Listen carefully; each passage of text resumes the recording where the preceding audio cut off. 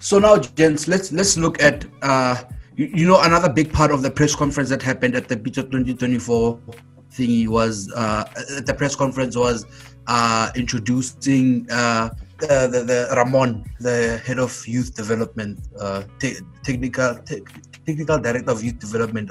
So another part we wanted to touch base on was the conveyor belt in terms of how we can bridge or take our players from the MDC and make them ready for our team, so that we don't need, as we were discussing in previous topics, we don't need to buy as many players for our first team, and then we keep the belt running from our MDC team. Is there a team who's in the PSL that has taken more players in the MDC to first team more than Sundowns in the past 2 years? I haven't researched it enough to check, but I guess sure, boy. Yeah, but I think we didn't actually research it. I'm not sure we are the ones that are on top, but we are up there with the ones that are doing it proper. And you wouldn't tell. All you think when Sundowns and transfers is they spend big money on big players. You wouldn't tell that actually they take players from the MDC into the. I think it's happened every season for the past 3 years. Yeah, because the level of the 2016 towards after the 2015-16 season, Efela, we brought, even though Pesi Udlele MDC Nyana and then went on loan, but Awua. And then the following season it was the very same season it was Madisha as well, because Madisha was there when it was the next season. Madisha was on the bench of the Champions League. Oh yeah, it was the following season. I forgot who Kinakula is. Yeah, the following season. Yes, the following season it was Madisha. 16-17, and then after Madisha, who was it? We had maybe Lemakalo. Yeah, we had Kelezo and Makalwa, and Kelezo and Tendo. Yes, even though they didn't Kelezo, Tendo didn't play. And then the following season, last season, we had Mkulis introduce it. Yeah, and then this season, Harold, the goalkeeper. But even the season when we introducing Madisha, we also introduced Barkimang, the goalkeeper, the boy goalkeeper. He went to the Club World Cup. Maketa. Maketa or something. Yes. Yeah. He went to the Club World Cup. So yes, Pluto, you're right. Every season we have been having a kid from the MDC come to the first team. So having said that, in my opinion, this is how your squad should be. In my opinion, I think I've had this discussion with Neo that you need to have your starting left back. Right, Coco's a left back as an example. Your starting left back, which is for now Lagaman, and then your second choice left back, which in this case is Alalaki, and the third choice should be a young development player, whether it's MDC or under 18s or whatever. That's how, in my opinion, you should structure your squad. That you have your premier player in that position, your second study, and a player that comes from your academy. That's how I think you should structure. I agree with you. Yeah, because go right back. That's how it is. Because you have Capello and Anele, and then you have Nico and Harold. Yes. What we need to do now in terms of our development structure, we need to be able, yes, we're producing players and we're producing players that are quality. But what I think is going to be important moving forward is that we need to fast track positions where we see we're thin. So we need to have that thing where we will be able, like right now you say we must be able to fetch a left back. If we don't have a left back within the next 2 seasons, we need to be able to fast track, or within these 2 seasons, we must be able to have a left back. And our primary focus on David must have a mandate, we need a left back. And you ought to have to produce a left back for us, so that yes, conveyor belt, but conveyor belt should not produce players just for the sake of producing players. True. It should as well promote the team, because if you just produce the central midfielders, it's a buyer. We have a pile load of central midfielders, and where they're going to play. You get what I'm saying? So that's where we need to be now. we need to find a left back now from our team. Apart from signing, we need to find a left back from the development team. So which means Malebo Khumudise should basically be gearing up for Atle for the next season. That's what you're saying. I think so. I think so, man. I think on that young kid, man. I think the conversation I had with Khafar the other day on Twitter, it woke me up a bit. I think we've been sleeping. I think we've been us as when we have these discussions. We sleep on maybe I don't know. Maybe it's because we haven't discussed him a lot, or like we haven't made a lot of noise about him. True. I think he deserves a chance. Same way Nico and Harold are now getting, well, not yet Harold, but his time will come. But I think same way the other boys are getting the chance. I think we should look into that boy, and he has the height.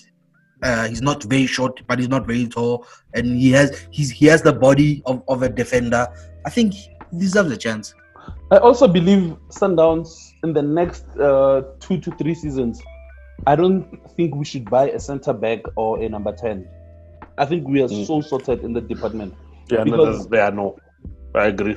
Yeah, because if you look at the MDC team, you have your Keegan Allen, who looks like he's the one who's knocking on the door of his team. The boy is doing so well. He's scoring penalties. Like Udala, like he's playing well.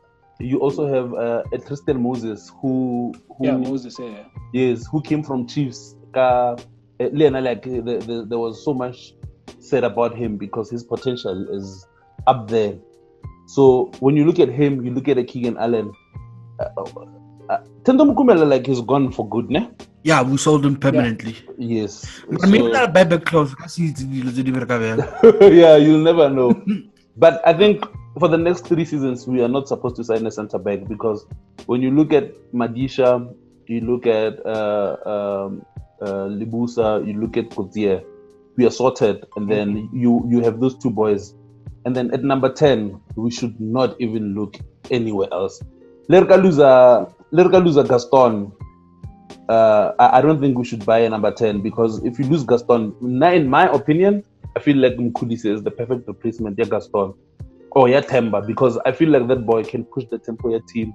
He can create. There are still a lot of things that the other 2 guys I mentioned do that the boy still needs to learn. But I think he can only learn by playing. And then you have your Promise Mkuma. I feel he can cement himself, especially like on the left side of play. Even like Amhar, even on the right, like he can play anywhere.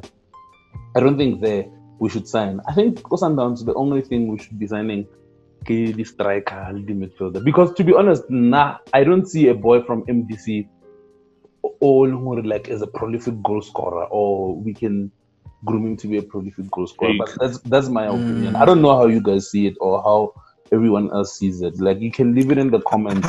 Habib.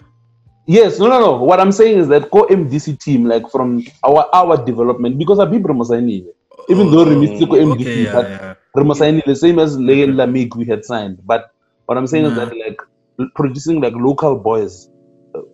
I think we are producing the 10 for MDC, to be honest. Because so level of Keisha Smailula, like they are the most player no rate. You don't see them as a striker or on sort of 10 bo 10 come 8 boss low center of gravity Andres Iniesta, you know, those type of players that we have loads of in the city. But yeah, man, but I think also remember when we went to the football forum, gents, and Sinosipo spoke about Sinosipo Mali, the Chiefs analyst, which is now the Chiefs analyst, spoke about how and I was thinking about this the other day.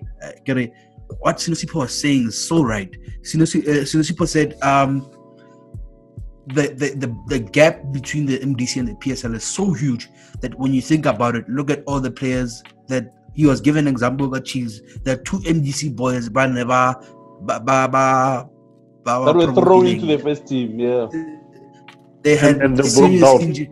within the first 6 months they had serious injuries. And I was thinking, like I'm coolly say that some South African fans think they're ready to have youngsters on the team.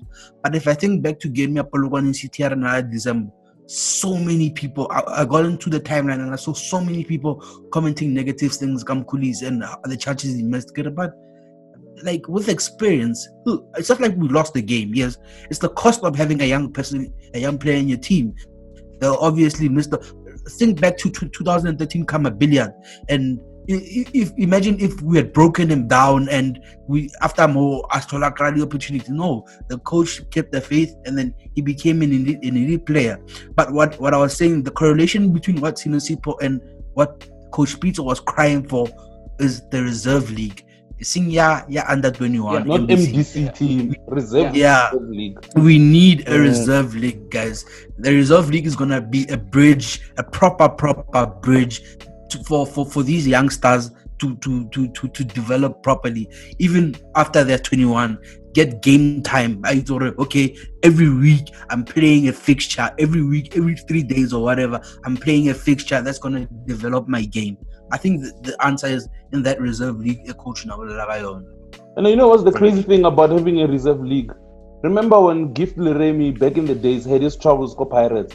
It was the reserve league that really brought Gift Leremi back because he was also the captain, the reserve league, and he started balling in the reserve league, and then only then he came back into the first team and played the way he became true to, like, his game became true to his potential. Is because Nagala reserve league, but Rena now, because we see the MDC. The MDC is not a reserve league. MDC is just it's just a development league. Is it even a development league now? Because there's so much money involved in it. On a Lady Capo, it's too commercialized for my liking. It stifles these players to properly develop because there's so much focus on this thing. Like, the rules are so stringent, players don't get a proper chance to develop. Like, that's the league we should be. Players should be able to do things that they can do because that's where they should be making the most mistakes. But as you say, focus is so much on commercial value of that league. You know, they give you their rules. You can only play so many players of for the first year. Like, players don't really get to develop. As much as the idea of having it is cool, but players don't come out refined as they should be. Just like that NetBank team thing. Those things are just commercialized, man. They're proper. They're not proper developmental programs, like, or whatever, reserve programs. They're not. They just commercialize things where sponsors of the league are trying to make the most of the sponsorship with the league. Nothing else. You know. If I wanted to say something, if MDC was true to what they are saying, Samuel Julius would be a starter for Sundowns for Nabiano. Do you know who is Samuel Julius? Like, remember when Samuel Julius like made his debut for Sundowns, like in an FA Cup, and he played like at 2015-16. Samuel Julius was playing, but he went back to MDC, but it didn't yield any result. Like, Lipesi, for him to go to the MDC was because he didn't have a space go the first team, but now they are trying to capitalize on the fact that Bopesi came from the MDC. No, he didn't come from the MDC. If there are players who actually, like the MDC, if we can say it produced players, we can only talk about who's the boy Wako Arrows. He scored against us. Even look at Telkom. He scored. Sbia, Keletso Makhalwa. Those are players where you can say I don't think Happy Mashian, Blom, Lingobo. Those are players that you will say, MDC has given us these gems. But everyone else, Kahana. There was a boy who was so good, Celtics, 2 seasons ago in the MDC. He's nowhere to be seen today. But if the MDC was true to what they're saying it's about, then these boys, the MDC has worked. The only thing keep having like MDC, at least it gave us chance for Sugar go there to get game time. Like Morena. Ashibale George, they went to MDC linking. and that's how you were supposed to be using. If you say it's a reserve league, that's how it's supposed to be. That's how you probably. Yep. Yeah. All right, gents. I think we've taken discussion. There was a lot to discuss, man. But I think we all had fun. Unfortunately, Pro couldn't join us for the last part of this the discussion because he had to rush off somewhere. But yeah, thanks to him. Thanks, Cox. Thanks, gents, again for these discussions, and hopefully we can have more until we can meet and in one room and have these discussions. We'll have to rely on Zoom. So no, actually, even post Corona, I think this is how we should do it. Yes, definitely. This is the beginning of something of the way. This is the beginning of the way forward. It's a new normal. All right, guys. Subscribe to Sundowns, guys. Like this video if you enjoyed it, and then see you in the next video. Sharp.